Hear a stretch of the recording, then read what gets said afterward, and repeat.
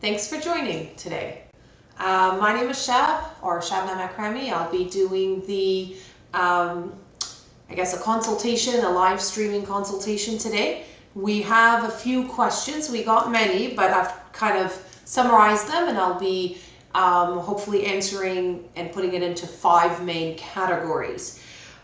So the first concern, or many concerns related to this, was about processing times and why everything is delayed. How long will it take, or what additional time should you expect, and anything related to processing times. So in regards to processing times, if you go on CIC's website, you can see that for spousal sponsorship, doesn't matter which country you're coming from, they're advertising that it takes about 12 months. But to be honest, 12 months for most countries is not realistic. It actually takes longer. So if you are sponsoring someone from India or Pakistan, you could expect a far more lengthier processing time. And it looks really nice when you see 12 months, but unfortunately clients do get frustrated when it's taken 18 months or 22 months, and they think that there's something wrong with their application. Meanwhile, in practice, that is the normal processing time. Now, for some other countries, like European countries, from the US, 12 months is average. It's reasonable to expect an application within that time. So that's very good. Now, sometimes it's not about the processing time of immigration responding to your inquiry or your application. There's actually something substantially wrong with your file, hence the delay. And so unless I don't take over the file, and unless I don't review all the forms that you submitted, all the documents you submitted, it's hard for me to know, is the processing time reasonable or is it unreasonable? And reasonable is, again, you've submitted everything, the file is up to date, you have strong documentation, you have strong arguments, and now you're in queue, and then the officer will get back to you.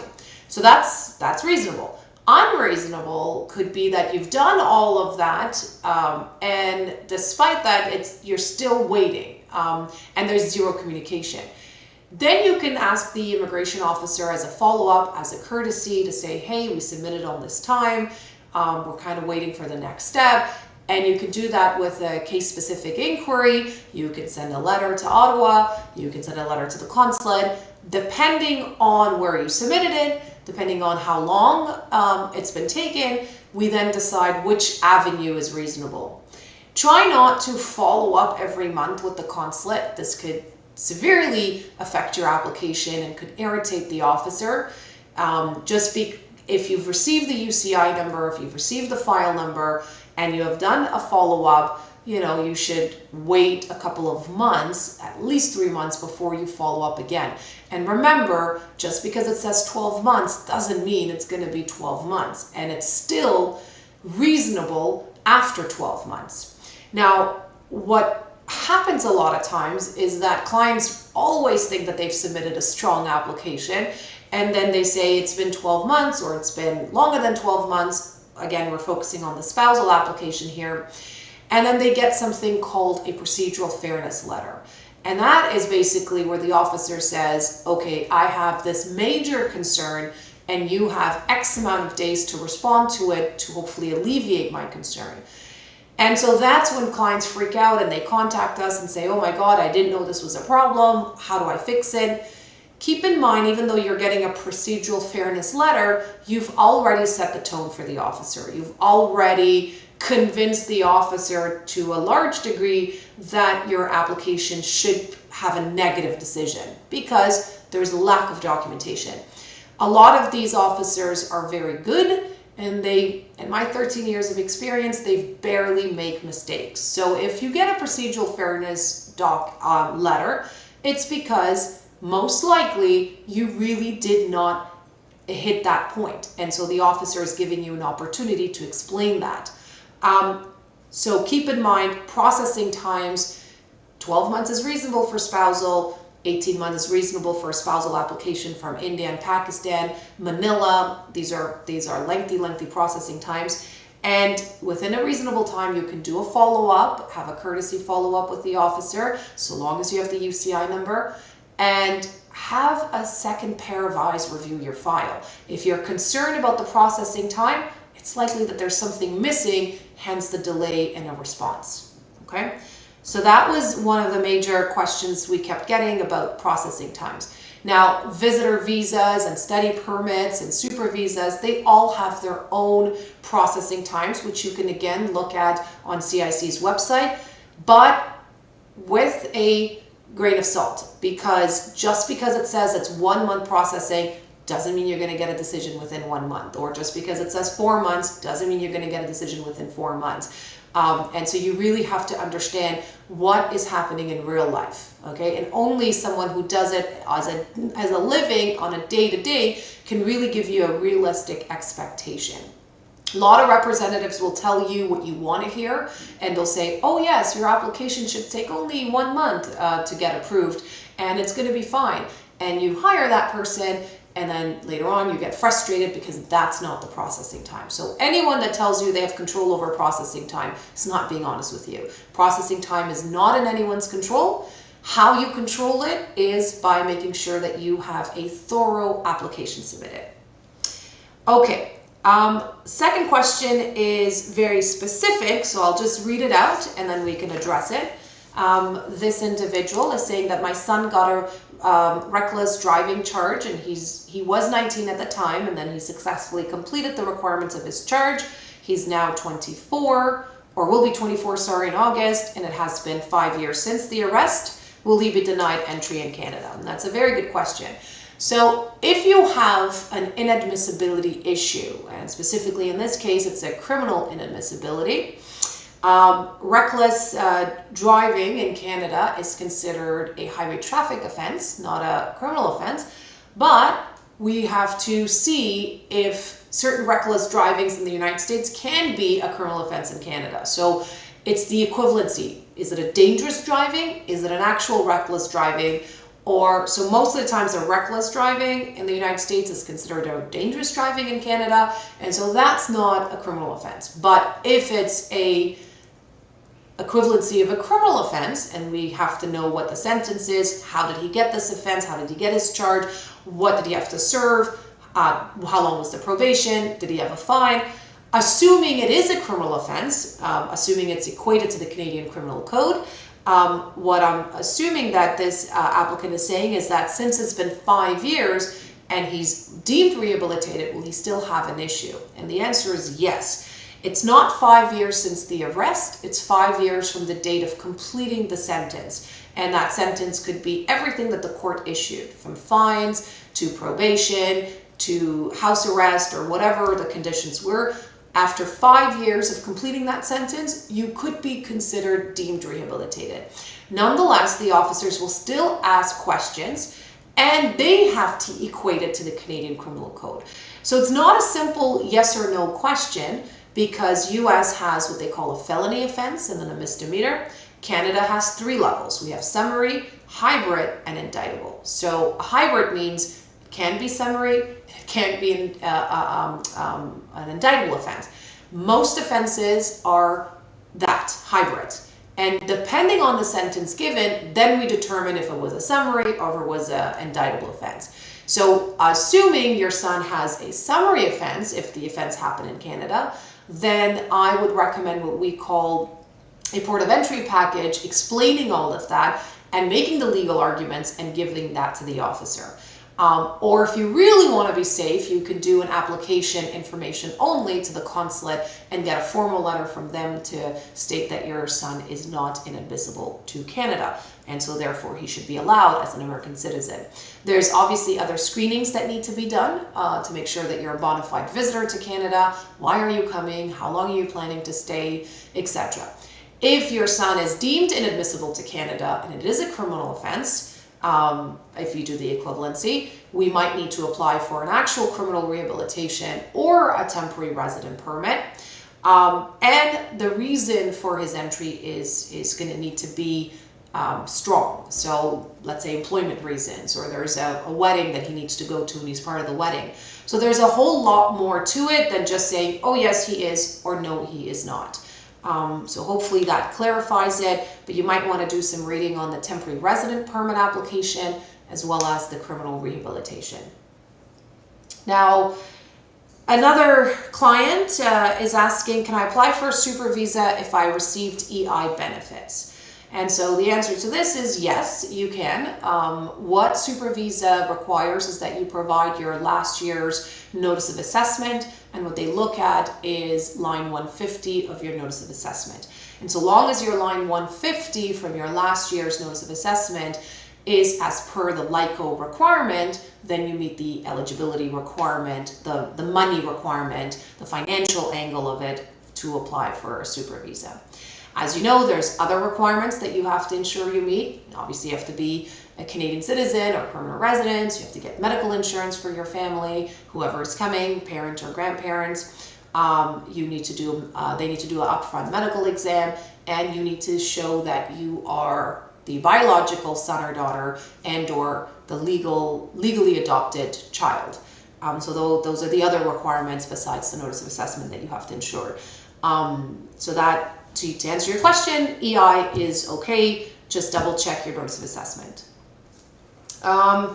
Somebody's asking about the requirements for an application that's not open yet, so I'm just gonna have to skip that. So if you're asking questions about requirements for matters that are not open due to being closed, I cannot discuss that. I don't know until the announcements get made. So right now, requirements for things like parental sponsorship, any other routes that are currently closed that I can't think of, if they're not open, it's only assumed that the last year's requirement or the last time they had it are valid.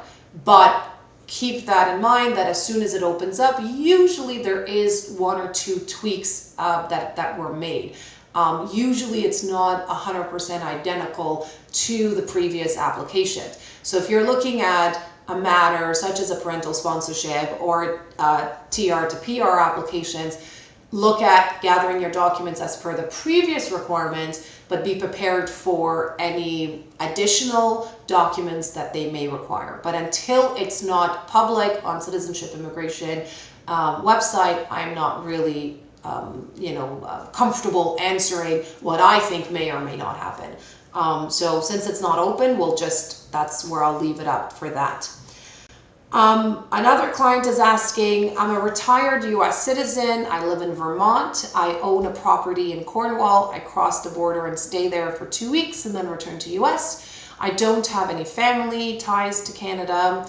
And how do I remain beyond the 6-month stay?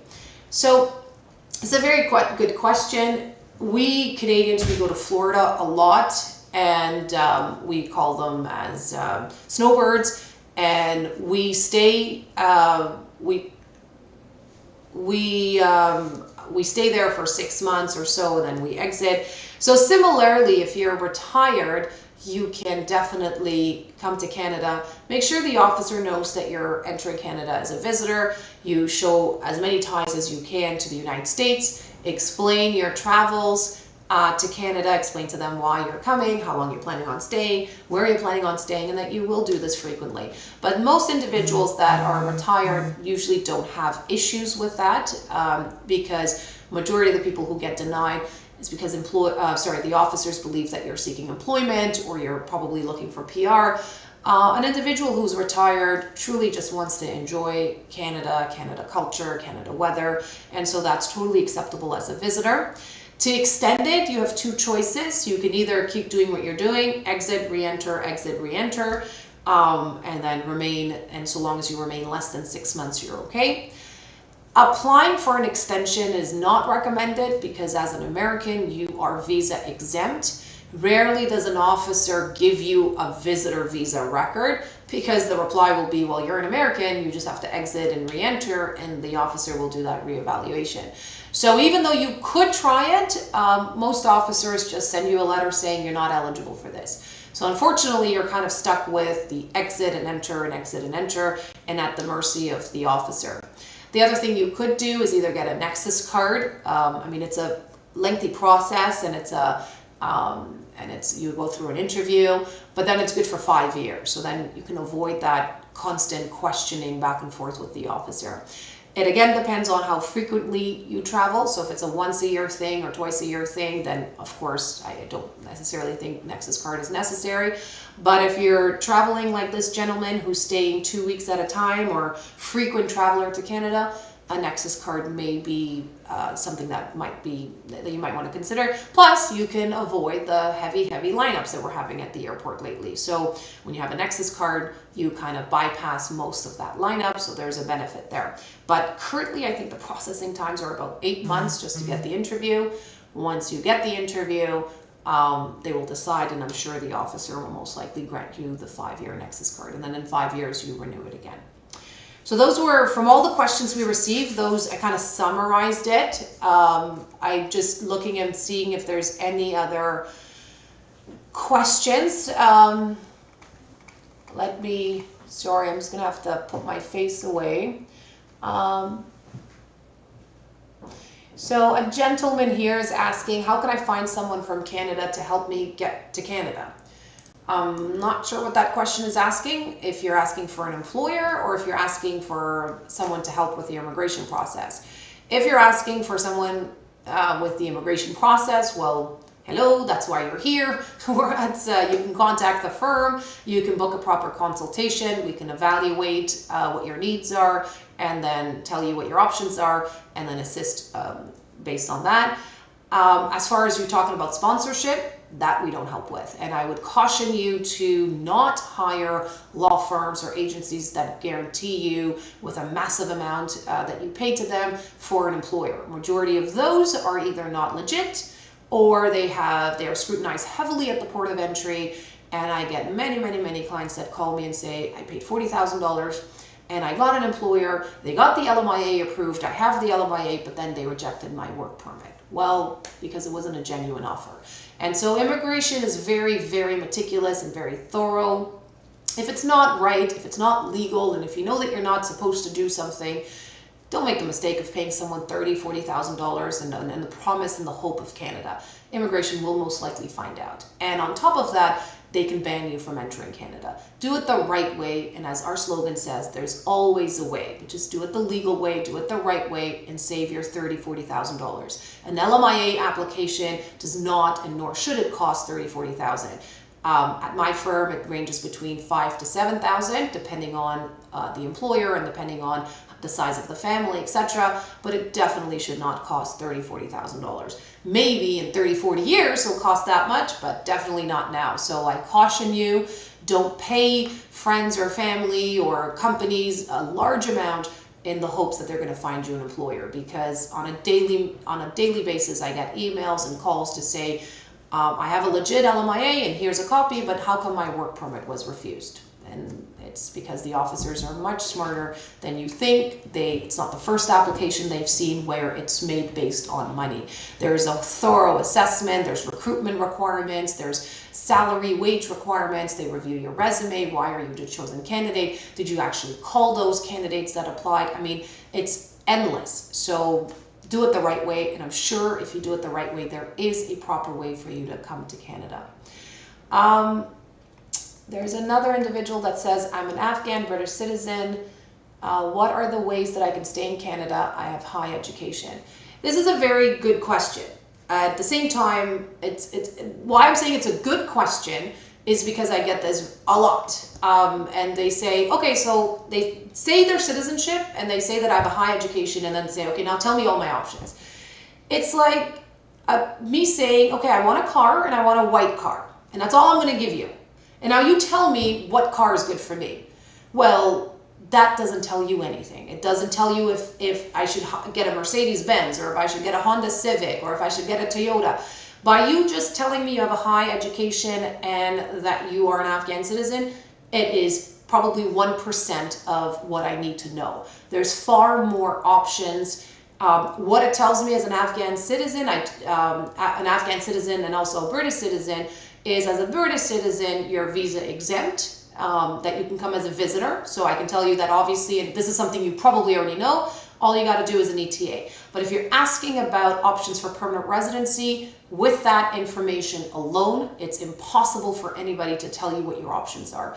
So when you send an email, because some of you do send an email to say, okay, this is my situation, even email is not good. Just do yourself a favor, pay the $75 consultation. It's Canadian dollars. Your British pound is far more stronger than our Canadian dollar.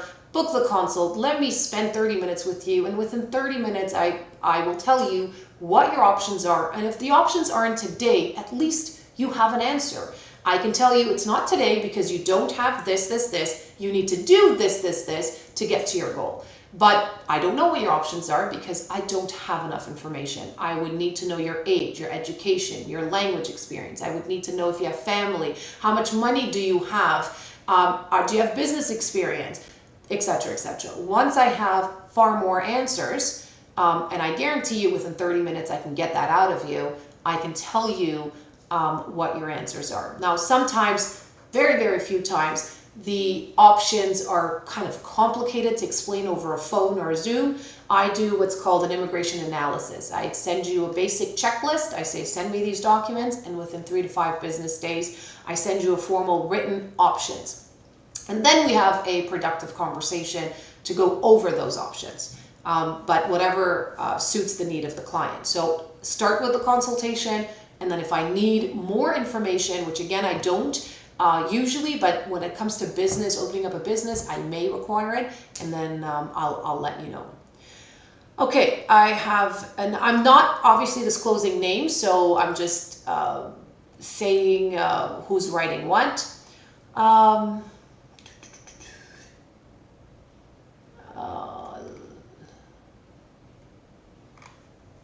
Okay. Sorry, I'm just reading, and some of these questions are repeat, so I've already answered them. And so a lot of questions about provincial, not a lot of questions, but provincial nominee work permit. So what's the time? So once you get, the provincial nominee programs are quite lengthy. It's not like the express entry where you could, in the past, pre-COVID, get everything finalized within 6 months. Even express entry is no longer express because it could take about a year to process. P&P pre-COVID would take about a year and a half. Now with COVID, it's quite delayed. How long you will have to wait for a work permit and et cetera, as I said in my first thing about processing times, they're unknown. And it depends on when you received it, but 4 to 6 months should be reasonable. But again, if you're still waiting or you're not sure, just contact, and I don't think you should do it through case specific. Each P&P has a direct email address. You can, and once you receive a file number, etc., you will get that. So just directly email them and say, this is my file, this is my file number, this is when I got my nomination, and I'm still waiting for my work permit, etc. And how much longer do I need to wait? Most provinces are quite quick to respond.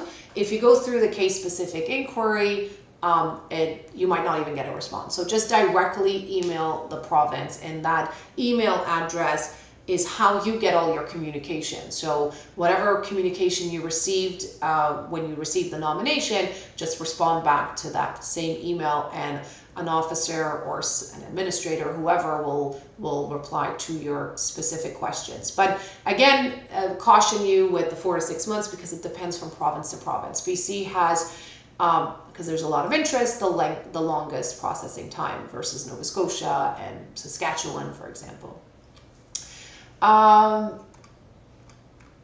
Okay, so I think that's it. I'm just gonna, yeah. And if there's anything more, of course, feel free to email us at info@thevisa.ca, and I'd be more than happy to answer it.